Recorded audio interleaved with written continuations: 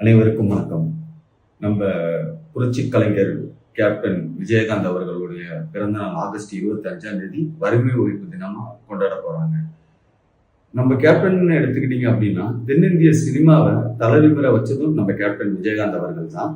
அரசியல்ல 2 ஜாம்பவான்கள் ஜெயலலிதா அம்மையார், கருணாநிதி ஐயா இருக்கப்ப தன்னுடைய தனி திறமையால ஒரு கட்சியை தொடங்கி எதிர்கட்சி தலைவராக கூடிய திறமையோட மக்களை அதிகமான அன்புடவும் பாசத்தோடவும் நடத்தின ஒரே காரணத்தினால அவர் எதிர்கட்சி தலைவரா வெகு விரைவில் ஆக முடிஞ்சது. ஆனா அவரு உடல்நிலையின் காரணமாக நம்மளை விட்டு சீக்கிரமா போக வேண்டிய ஒரு சூழ்நிலை.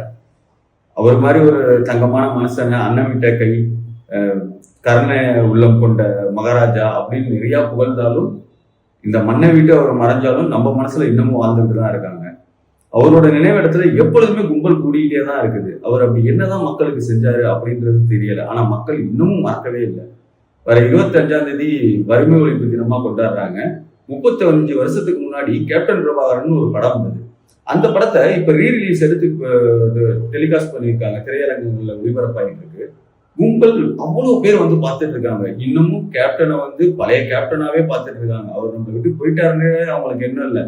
இப்பதான் அவர் புதுசா வந்திருக்கிறாரு. கேப்டன் பிரபாகரன் தான் அவரோட முத படம். இனிமேல் வரப்போற படங்கள்ல எங்க தலைவர் எப்படி நடிப்பாரு பாரு அப்படின்ற அளவுக்கு மக்களோட உற்சாகம் இருக்கு.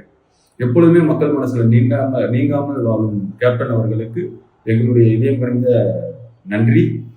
பிறந்த நாள் வாழ்த்துக்கள்.